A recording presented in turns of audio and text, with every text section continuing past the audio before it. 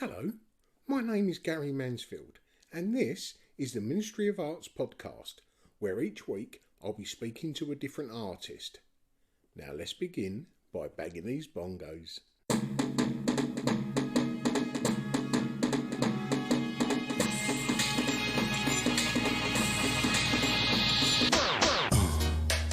Yeah, right. Crazy. Hello, and welcome to episode 217 of the Ministry of Arts podcast. Well, firstly, I want to tell you about a new little feature the Ministry of Arts have got over on their Instagram profile. If you like what you hear and you want to support the podcast and help it grow, you can now buy them a coffee at the click of a button. Well, a couple of clicks to be precise. But if you go to the Linktree drop-down box, you'll see a link there called Buy Us a Coffee. By tapping on that, you can make a one-off donation from the price of a cup of coffee. And if not, that's absolutely fine, because this content is free for everyone. But back to today, where I'm taking you to meet artist Sophie Derrick. Now, I say artist rather than a specific field of practice, because it's pretty hard to put your finger on what it actually is. It starts off as performance, then turns into photographic portraiture, and then on those prints she adds oil paint in an almost sculpture-like fashion. And I've only ever seen them online, never in person, until this weekend. Because on Thursday was the VIP opening of the Affordable Art Fair, where I was given a talk. And I also joined the Kersler team on their stall, because Kersler were the charitable partners of the Affordable Art Fair this year. But just two booths down was Degree Art, who represents Sophie. They had several large artworks on display, and I've got to say, seeing them online does them no justice whatsoever. They are properly amazing. And it turns out that Sophie had travelled down from Devon just a couple of hours previously to just touch up a few of the artworks. But I'd unfortunately missed her, which was a shame. So if you don't know her work, as ever, I urge you to go over to Instagram to have a look. Give her a follow and say hi. It's always good just to be nice, right? But anyway, less of me, more of Sophie. Come and join me as I spoke over Zoom to Sophie Derrick. Who's the musician with the guitar or something Yeah, that's in my the background? husband. I'm so unmusical. It's definitely not me. But yeah, he's very good. He's very good on the guitar. Well, I Yeah. do have 7 questions that I ask each artist. And the first being, how would you explain what you do to someone that didn't know your work? I would explain it as contemporary portraiture. That's what I always that's my little go-to that I call it. But it's kind of made in a unusual way. So then I probably go into the whole process of it. But yeah, basically I paint onto myself, directly onto myself. So I'm kind of using myself as the canvas. I didn't know that. I thought it was different persons. Well, I do commissions of other Got ya. people as well, but I kind of like, for my sort of stock work, I use myself, just mainly because I'm there and it's kind of easy to, experiment on yourself. So yeah, that's what I do, paint onto myself, take tons of photos of that process, and then I'll pick like about 6 to get printed. And then once they're printed, I'll paint on top of them as well. So it kind of like creates this sort of layering effect of painting and photography. And it's all a bit sort of, ambiguous as to what is the painting, what is the photography, what's real, what's fiction. So It it's got threw lots of me, layering. to be honest, Sophie, when I first saw them some time ago. It looked like there was a person underneath. But then it looked like it was a flat image, and I didn't quite know what was going on, and I sussed it out after a little while. But what paint is it you use on yourself? It is oil paint. Oh, wow. Okay, I figured it might be poster or something like that? No. Oh, I really? have been making my own paints recently Oh, as good well, of idea. like, so using like non-toxic pigments Yeah, and mixing it with walnut oil and stuff, so it's quite pure. yeah, But yeah, like I have experimented with using different paints, but oil paint is just, it's got that like thick yeah. painterliness The that quality I really shows, want. doesn't it? Yeah, exactly. I think when I've done it before with other, trying to sort of emulate oil paint, I don't know, you just can tell that it's not, and it doesn't have that same sort of feeling. And I think the whole thing with using like oil paint is that is like the ultimate artist material, Yeah, isn't it? And I'm yeah, kind of using that to become a painting, because otherwise I feel like maybe it might stray into body painting and things like that, and that's not yeah. really the route that I want to go down. um Well, it it's a is little generally the neck up we should add for anyone that hasn't seen it. yeah. I um, have done a few not of myself, but like I've had some commissions where people wanted more of the body painted. and did you do that? Yes. Nice. It's just a lot trickier because I don't know, I feel like it can become a bit messy Yeah, because it's so sort of thick and textured and um painterly, that when it kind of goes all over the body, it just looks quite, I don't know, undefined and yeah. hard to do. So yeah. It's got a completely different language once you go beyond the bust Yeah, image, yeah, if you know what I mean. yeah, definitely. And is it oil paint you put on top of the print? No, so that's acrylic paint, Okay. but I mix it in with like acrylic gel sort of Yeah, thickener thing, to make it really painterly, and then it sort of emulates that paint that I've used in the image, like in it painting onto myself as well. So it all sort of looks the same. But yeah, I did used to use oil paint on top of the images, but I don't know, it just it because I print them on acrylic, so they're like acrylic glass prints. yeah, So it's just painting with oil paint on that takes forever yeah. to dry, and yeah. And what size are they? Um, so I've got like two stock sizes. So I do like a 70 by 100 one, and then 100 by 150. Nice. But I can do like, I have done like bigger ones, smaller ones, but those are my sort of two main sizes. So And do yeah. you do prints of the finished work? Yeah, so I've got a few limited edition prints, Yeah, which they're basically like the same as doing a big piece, yeah, but they're just kind of, they're obviously like in an edition and yeah, of everything. course. Yeah, it's just I Um, like the idea that it is a photograph of a person that's been painted, then printed, then painted, I then see what you printed. mean. Yeah, the process could go on. I did, yeah, I have had a print made once before, of a finished painted piece.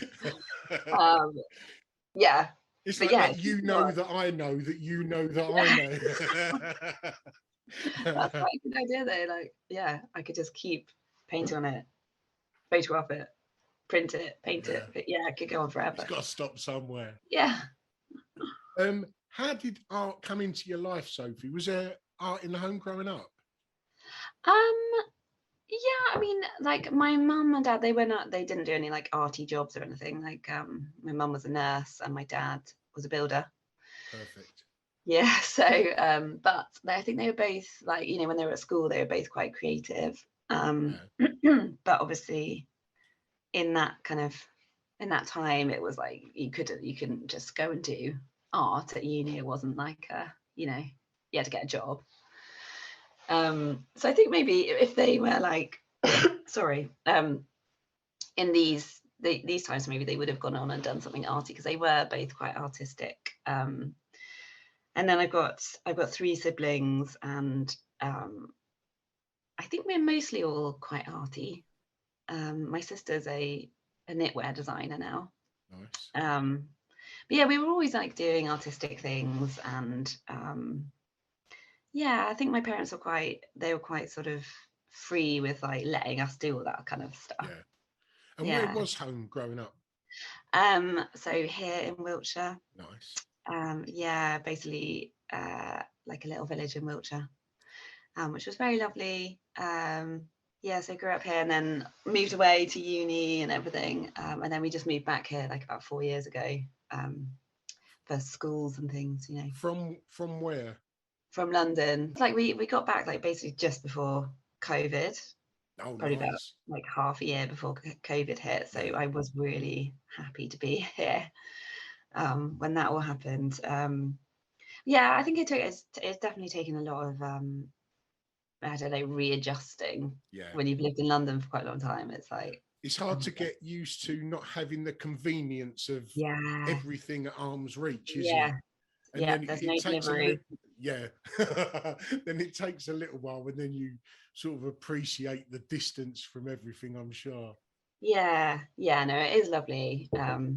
And also like when I was in London, I didn't have a studio. I just worked out of my living room. Yeah. Just because, you know, in London, so difficult to get a studio because A, they're really expensive, and B, you have to get on a waiting list for like 2 years or something. Yeah. But yeah, here I could get a studio for a pretty good price, and like it's, you know, way bigger than probably I would have been able to get in London and things. Yeah. So because I was going to get a studio in Wimbledon art studios, Yeah. because we lived in Tooting, but it was like smaller than my living room, and I just thought there's no point Yeah. spending all that money, you know. But I don't know. It was tricky working out of a living room with 2 little children as well. Of course, It was a yeah. bit. So how did art come into you? What was your art journey? So I did art at school, did art A level, and I always loved art. Like that was always, you know, like my subject, that it was kind of my thing. Yeah. And then I went on and did an art foundation, and then I don't know, I've always had like a bit of a love-hate relationship with art and education, because I've wanted to do art, like I always want to make things and things, but doing art education is a whole different ball game, you know. Like there's so many different, I don't know, like you feel like you've got to please. I mean, I'm such a people pleaser that I was always like, right, I want to do this work, but will that get me a good mark? I don't know. Like, Yeah. will my tutor like that? And I just found that struggle really hard to kind of, you know, be true to your artistic, I don't know, like what you want to make, but also try and get a good grade for things. So I've always had a bit of a like, okay, right, I'm going to go and do this art foundation.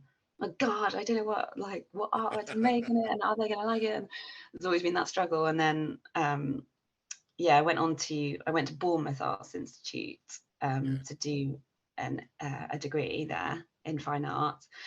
But that was just, it was so free.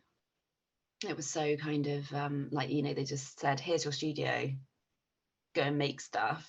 Yeah. And I was like, what? I don't know what to make. Like, I guess I like always had like I think you've always got a style from a really young age, Yeah. but it's just kind of like trying to bring that out, isn't it? And decide or figure out what you want to make and things like that. So anyway, I felt like that course at Bournemouth was too free for me. So I left that and I went traveling and came back, and I went to Leeds Uni.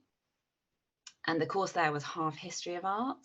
So I felt like that was like sort of gave me a bit more of a grounding in art history, and a bit more of a base to kind of work off and get ideas from. And that was much better for me to work like that. So that was probably one of my favorite art courses I've done, was my BA.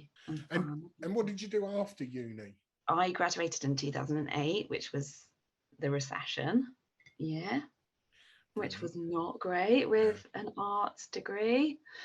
So I tried to stay in Leeds for a while, because I still had like my boyfriend, who's now my husband, was still up there, and like friends up there and things. So I tried to stay up there and get a job, but it was so bad. There were literally no jobs at all. I think I got a job in a shoe shop for like 8 hours a week. It was ridiculous. Yeah. But I was trying to still do my artwork at the same time, but I needed to make some money. So I ended up moving back home with my parents, and I had like 3 different jobs. I like worked in a shop, I worked in a pub, I worked in a gallery, just to basically try and make some money. But at the same time, I was still making my artwork and trying to. And what was it at that point, Sophie? It was pretty similar to what it is now. Yeah. So I started doing this process when I was in my 2nd year of Leeds. That's when I kind of got this idea to paint onto myself. I mean, it's definitely like evolved over the years, but after uni, I got asked to do this show at the Leeds Library. They said basically like they got all these artists and they said, choose a book from the library and make a piece of work based on that book. And I chose this book on Frank Auerbach. And and basically I just really studied all of his works and got really inspired by his brushstrokes and his technique, and like, because he's so painterly, and using really bright colors and things. And that's kind of how I started sort of getting towards what I'm doing now. But basically I kind of used this book as a bit of a Bible for like a couple of years. I was basically like recreating his work onto myself. And I got in with a gallery. I got with Degree Art Gallery. Yeah. And they're based on Viner Street at that time, which was like amazing. It was so fun back then. I don't know if everyone... It was good then, wasn't it? On the Thursday night, everything used to open down there, didn't it? Yeah, first Thursdays. It was so much fun. And it just felt really like buzzy and like, you know, it was like the center of the art scene for, you know, for young artists. So that was really exciting. And they kind of started showing my work, and I had a solo show there called Our Back to the Future. Nice. heavily Auerbach based. So yeah, I kind of like was still keeping, you know, trying to keep up my artwork whilst working all these different jobs as well, trying to make some money. And then I decided to do an MA at Wimbledon. Yeah, that was probably, I think that was about 2 years after uni. I went and did that. What made you want to do that, Sophie? If your career was kicking off, yeah, I know. What made you want to go down the academic line, if you like? No, I asked myself this question as well. I basically shouldn't have done it. It was a really bad time to do it for me because I was like, things were going really well, but I don't know. I just had this funny thing. I had this thing where I thought to be like a proper artist, I had to have an MA. That's where I was going to go with it, because I feel exactly the same. Yeah, I mean, it's so like, look, in hindsight now, it's not true at all. Yeah, I think if you want to go into an MA, it should be because you want to go to an MA. Yeah, exactly. And like, you've got loads of ideas that you want to pursue, and you want to push a project or something like that, and you know, you want the help of some tutors, you know, really good tutors and things like that. But basically, I basically just did it because I felt like I had to have an MA to be a proper artist. Which is did it make any difference to you as a person? No, when you got that badge, if you like. I mean, it's kind of like a nice thing to say now. Like, did you start looking down to people like me who've only got a B? No, I not at all, because I really made me realise you don't need an MA. You don't need it. It is, you know, obviously some people do really benefit from doing that, but for me, I shouldn't have done it because I ended up spending so much money doing this MA. It took up so much of my time that I then wasn't spending enough time doing my own artwork. So that kind of, the momentum I think that I'd built up sort of slowed down a bit on that. So there's not a PhD on the horizon? No way, no. No, like I was saying earlier, like, I think I'm just not an art education person. Yeah. I just find it doesn't work with my personality, because I don't end up making what I want to make. I end up making what other people want me to make to try and get good marks. Yeah, I'm much better just working on my own and doing my own thing. But yeah, no, I definitely, I shouldn't have done it, MA. Shouldn't have done it. Because after that, it sort of took me a while to then work up to, you know, bring the momentum back up again on my work. Yeah, so I actually had to go and get another job. I got a full-time job at M&S head office. Working as a visual coordinator. So it had visual in the title, but it was very admin. So how long was you justifying that job for? I know, God, I was there for I think I was there for about 3 years in the end. Needs must, Sophie, eh? I know, I had to do it. Yeah, I was obviously I was still doing my artwork on the side on the weekends and stuff, and trying to kind of get it out there. And I was still showing with Degree Art, like they were still taking my stuff to art fairs and stuff. And then I had my son, and I just thought, right, I'm gonna take my maternity leave, and I'm just gonna hammer the artwork and see what happens. And luckily, it all worked out, and yeah. And did you pick up from where you left off? So when I was on my MA, I felt like I really had to change things up and do different things. So I ended up doing not painting onto myself. I was painting onto things, but different things. I wasn't using myself, and I was trying to change it then, which was probably the wrong time to change it. I should have just kept going on what I liked doing, what I thought was a good idea and everything. So yeah, when I came out of my MA, I was like, right, now I'm going to go back to what I loved doing, which was doing these portraits and kind of pushing this idea of using paint as a transformative medium, and playing with paint basically. So I went back to that, and I just did loads of work, and it's kind of that got the momentum going again. So that sort of got everything going again. But yes, it did stay the same sort of concept of painting onto myself. It'd work in 3 separate stages. It could work as a performance piece when you're painting on yourself, and then secondly, it works as a portrait of you, of that result, and then the third part is what you do. I know, it's it's got a lot of different sort of facets to it that I could definitely, you can sort of look into and conceptualize about. But yeah, when I was doing my BA, I did do a lot about performance art and which part of the process is the artwork. So, yeah, that was kind of the thing, because I remember someone saying once that, because I did this show where I had lots of my portraits around, but I also had I was displaying the paint that I'd scraped off my face.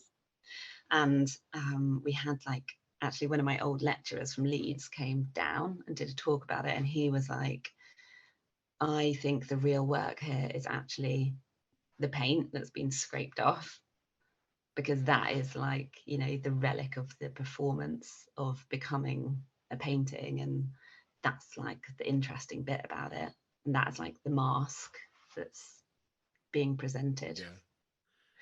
So yeah, there's lots of different And did you do anything with that concept? Not yet, but I do have I've got a little sort of project in mind that I might kind of go back to that. Nice. And think about that.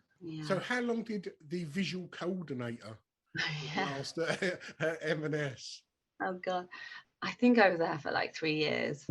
And it was full time, so it was did take up a lot of my time. Sorry, did you go back after maternity?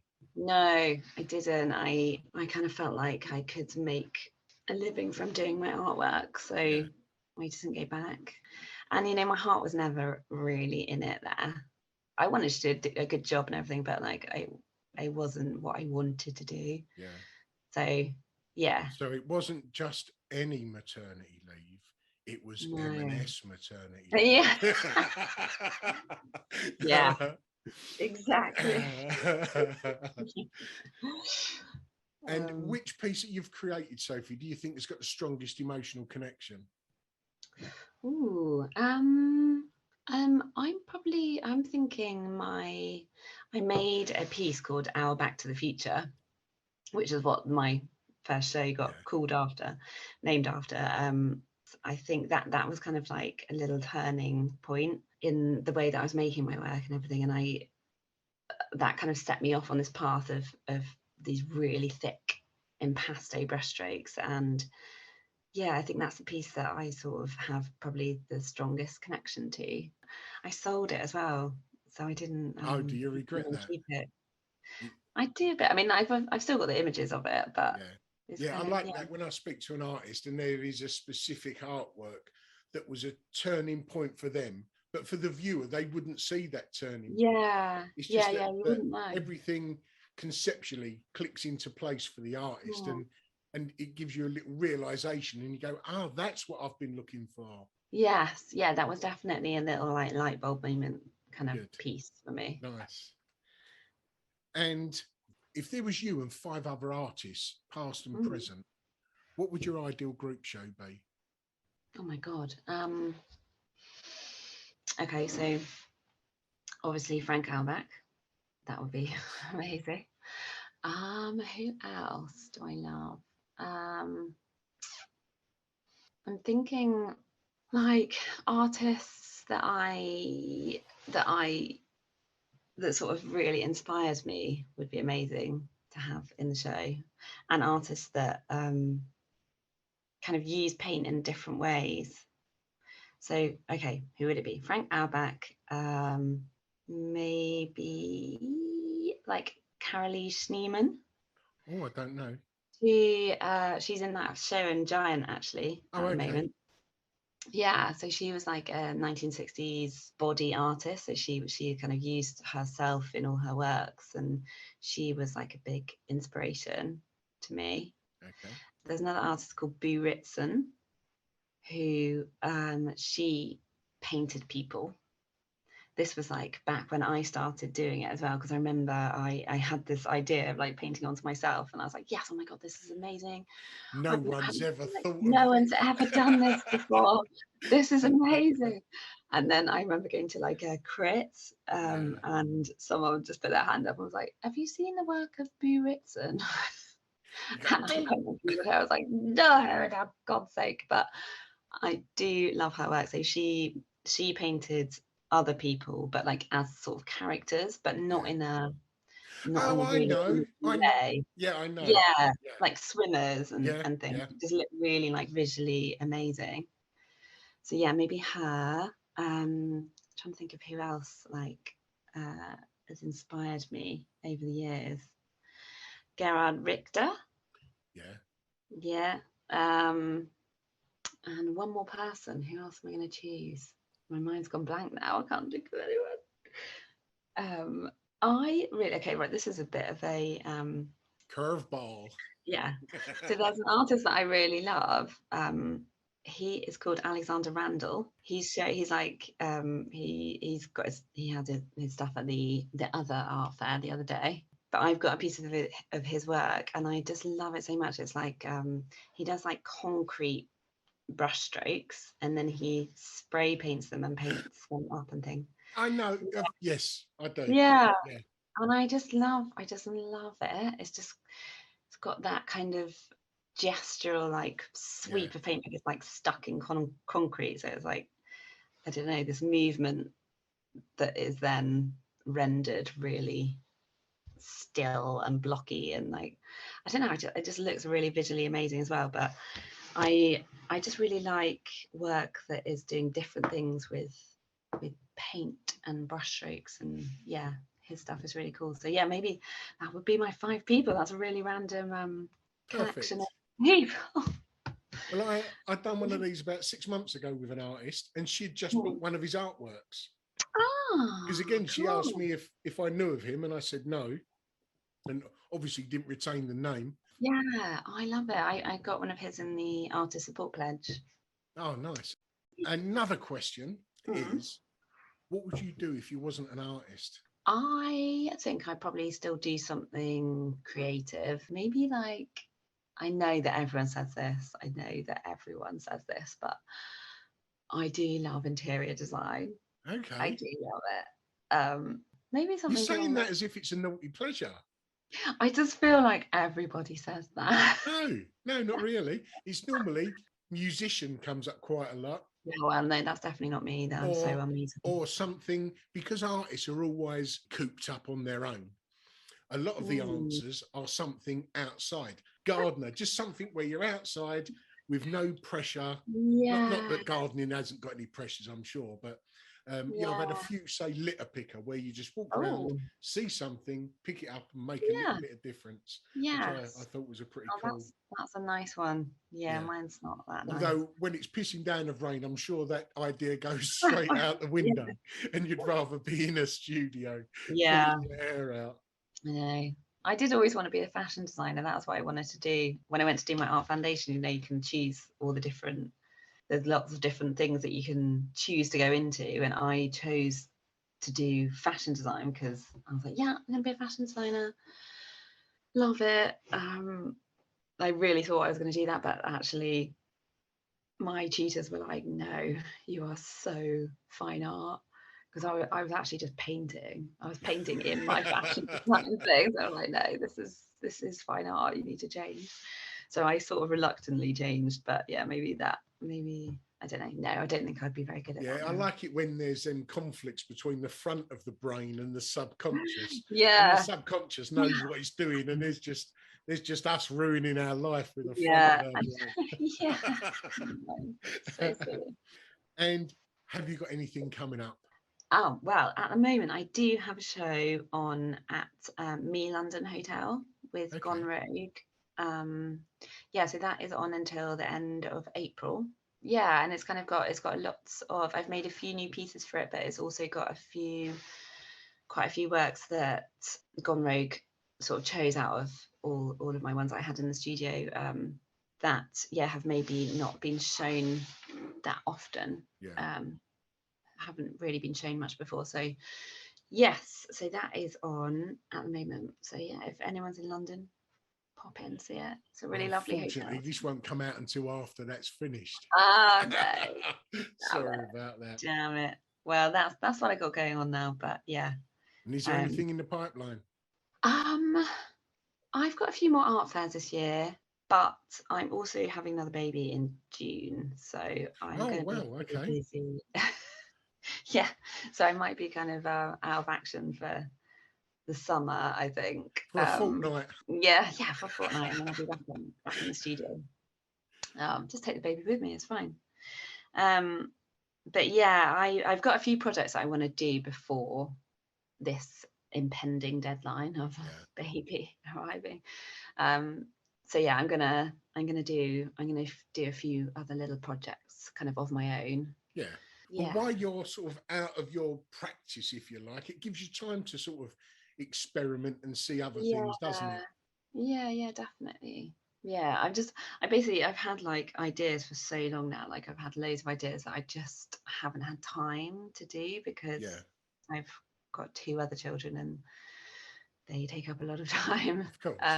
But they're actually both at school now, so this is kind of like the first time where I've actually had like 5 days a week to do stuff until June when I will have no time again. But yeah, I'm gonna kind of like take this little amount of time now that I've got to try and get all these ideas out, and I'm gonna try and make like some little sort of more experimental pieces, challenge myself to Yeah.